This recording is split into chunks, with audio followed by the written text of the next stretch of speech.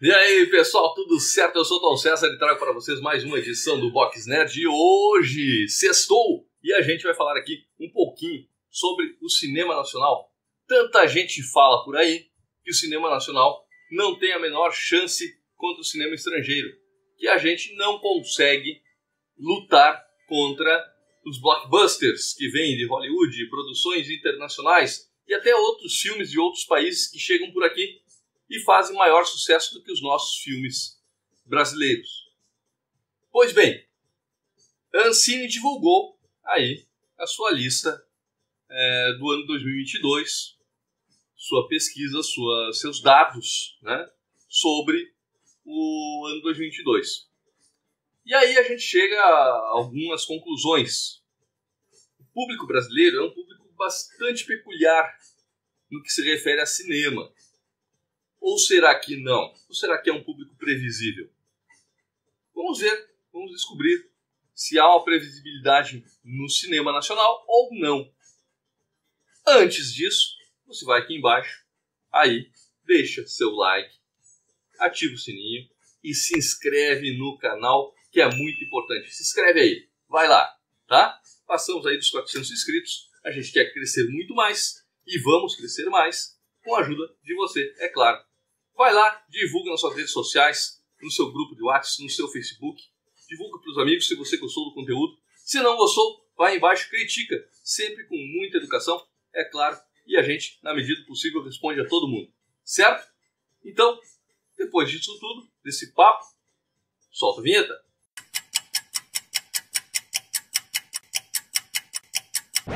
Pois bem, pessoal, então, olha só. A Ancine divulgou a sua lista, os seus dados do ano 2022 e fez uma comparação aí bem animadora, tá? De que subiu o público e subiu a renda.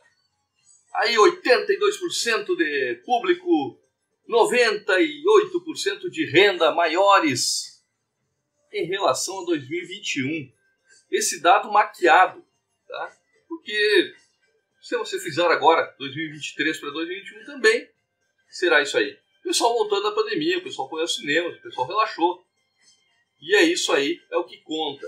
Tudo bem, dados são dados, né? Números são números. Tá? E os longas no Brasil tiveram um público aí de cerca de 4 milhões no ano.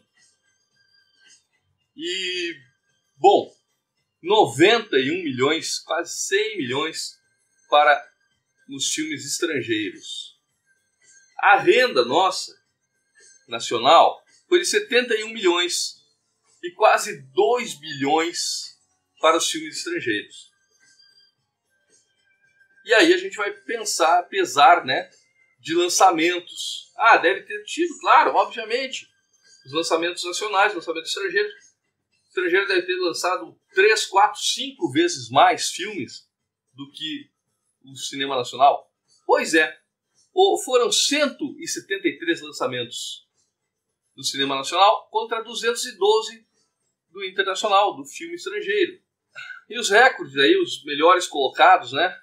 Mônica, Lições, O Torrica 2, Detetives do Prédio Azul, Uma Aventura no Fim do Mundo, e Medida Provisória. Depois, logo em seguida, Eduardo e Mônica, tá? Os números não são, como eu disse, como eu mostrei aí para vocês, não são uma coisa estrondosa, não são números excelentes. E a gente tem que compreender também que o momento financeiro também incapacita muita gente de ir aos cinemas, né? O lazer fica em segundo, terceiro, quarto plano para muita gente. É muito difícil manter e levar as crianças, levar a família ao cinema. Tá? Aí muita gente pode dizer que falta promoção, falta divulgação,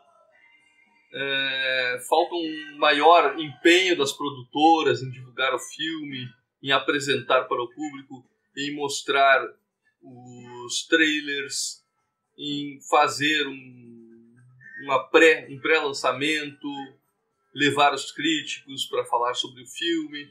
Bom, no geral, isso é feito. Claro, tem que ter investimento, deve ter investimento. E não é fácil, né? Mas, para mim, o que dificulta mesmo é uma cultura de conteúdos nacionais. A gente fica refém sempre daquelas comédias, que são comédias, vamos lá, vamos ser sinceros aqui, assim como a gente fala das comédias americanas, que tem várias e várias e várias que são péssimas, as brasileiras, em sua grande maioria, são péssimas, são ruins, mas o público gosta. E daí, o que fazem as produtoras, as empresas, os produtores, os diretores, atores, todos focam nas comédias, porque é o que dá o retorno. Tá? Em algum momento, no cinema nacional, as pornochanchadas, filmes com mais erotismo. Isso aí eu já falei aqui também, que dá para se comparar muito com os quadrinhos. Tá? Quadrinho de humor, quadrinho infantil, sempre foi muito bem vendido. Assim como o terror e erótico. No cinema o terror não emplacou. O terror brasileiro não chega a ter nenhum momento grandioso, assim, que a gente possa dizer, olha, teve muitas produções de terror e elas foram aos cinemas e levaram muita gente. Não. Mas o que a gente percebe também nesse mesmo relatório da Ancine, com a Orphan 2, é que o público brasileiro gosta de terror. Não tem representação de terror brasileiro, mas ele gosta. E aí vem aquele ponto que eu falei antes, né? É um público peculiar, é um público restrito, é nicho, é um público diferente, ele quer muitas coisas inovadoras, ele busca coisas novas, ou ele é muito previsível? Ele é previsível, tá? Ele é previsível. Basta ver as maiores bilheterias de 2022, tá?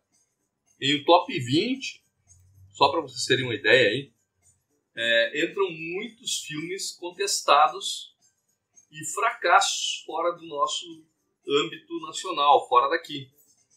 Que é o caso, e muito mal falados pela crítica, né? Então, o público brasileiro talvez não vá pela crítica. Como eu falei antes, talvez a divulgação com críticos falando do filme e tudo mais. O público brasileiro, ao que parece, não vai pela crítica, tá? Parece. Doutor Estranho, Multiverso da Loucura, que foi um filme bastante contestado, né, foi o recordista de 2022. Recordista de público e renda. Tá? Thor, Amor e Trovão, né, ficam à frente aí, só para vocês terem ideia, ficam à frente de The Batman e Top Gun Maverick. Que são filmes, sinceramente, bem superiores. Principalmente Thor, Amor e Trovão. É um filme que não deveria nem constar numa lista de top 10. Outras aberrações aí que você vai encontrar, mas, por exemplo, Morbius, à frente de Elvis e Mulher-Rei. Pois é, Morbius. Uma grande porcaria, né, que nem ninguém reconhece, tá, como um filme. Isso aí não é um filme, mas enfim, né, foi lá e arrecadou bem mais do que Elvis e Mulher-Rei. Além de já ser uma coisa absurda, ele constar numa lista, né? Num top 20 aí. E tem Adão Negros, Minions 2. Bom, no país de Minions não se esperava mais nada. Animais Fantásticos, Uncharted, Lightyear, todos os filmes contestados constam numa lista dos mais assistidos, dos 20 mais assistidos do Brasil. E aí, o que tem em comum todos esses filmes? Tá? Todos eles à frente de Elvis e Mulher-Rei. O que tem em comum todos esses filmes? São pura diversão, puro blockbuster. Tá? Puro blockbuster. Gente, dá pra ver que o povo brasileiro gosta de ir se divertir. Ele não quer pensar. O povo brasileiro não quer pensar.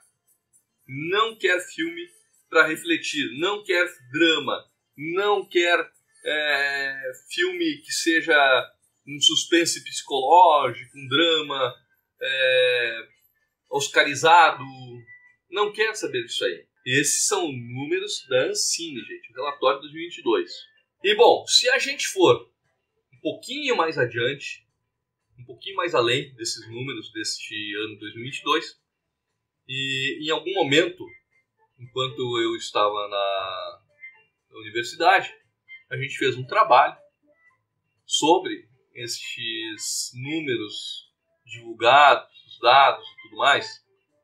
E eu levantei uma coisa interessante. Isso aí foi lá atrás, lá por 2016, lógico. 2015, talvez. 2016, acredito eu. A gente acabou fazendo um trabalho e hoje eu voltei por curiosidade para olhar os números, né? Então, gente, vamos lá para alguns números que eu levantei também, bem interessantes. Entre 2016 e 2019, vamos fazer aí um top 10. O recordista, tá? A produtora recordista é a Record Entretenimento. E o diretor, que seria uma espécie do James Cameron brasileiro, é o Alexandre Avancini, que consegue ali arrecadar um público de 30 milhões entre seus 3 filmes que estão no top 10. Nada a Perder 1 e 2. Tá? O 1 tem cerca aí de 12 milhões. Os 10 Mandamentos. Tá? Nada a Perder 1 é um recordista, está em primeiro. Os 10 Mandamentos em segundo, aí com cerca de 11 milhões. E o Nada a Perder 2 com cerca de 7 milhões arrecadados. Então aí, somando tudo, dá quase 30 milhões de público. Ou aproximadamente isso, tá? Depois desse top 10, tem Minha Mãe é uma Peça 2 e 3, Se Eu Fosse Você 2, Tropa de Elite 2. E você pode notar que temos aí muitas comédias, ou sejam, 7 comédias no top 10. 7 comédias no top 10, 70% busca comédia. E nesse top 10 tem filmes dos anos 80 para trás. Dona Flor e Seus Dois Maridos, A Dama do Lotação e O Trapalhão nas Minas do Rei Salomão. Os Trapalhões foram um fenômeno e continuam sendo. Tá? Porque se a gente fizer um top 20, vamos ter 7 produções dos Trapalhões. Num top 20, quase 50%. E se a gente prolongar isso para um top 30, vamos ter 50% de Trapalhões. Se 50% de Trapalhões são 15 produções, certo? Dessas 30 produções, num top 30, aqui levantado, tá? 25 são comédias, contando com os Trapalhões, é claro. São comédias, 25 são produções, são comédias. Então somente 5 não levam o rótulo de comédia. Pois é. Dessa maneira, fica muito claro o que o público brasileiro quer e não é de hoje. Esta é uma lista de todos os tempos. Tá? Não é de hoje. O público brasileiro quer comédia. O público brasileiro quer rir. O público brasileiro não quer Oscar, filme de Oscar, não quer filme para pensar, não quer filme psicológico, não quer filme com profundidade. Então, fica aí. Esses dados são dados, gente. Não é, tirou da cabeça. Não, vai lá na Ancine, no site, dá uma pesquisada, dá uma olhada. Você vai perceber que todos esses dados estão lá. E é muito fácil daí a gente ver que o público brasileiro tem aquilo que merece. Tá ok? Então, é isso. Deem ao povo o que eles querem. Querem rir? Deem comédia. E assim a gente fica paradinho no tempo, olhando as invasões estrangeiras e reclamando que o público brasileiro não vai ao cinema assistir às obras nacionais. Tem que haver uma mudança, com certeza, uma mudança na estrutura para haver, sim, aí sim, uma exploração melhor dos conteúdos nacionais. Tem que haver uma mudança lá atrás, na cultura do brasileiro, tá? Na maneira que ele enxerga, que ele vê os filmes. Certo, gente? Então, é isso aí. Um forte abraço e nos vemos na próxima. Valeu!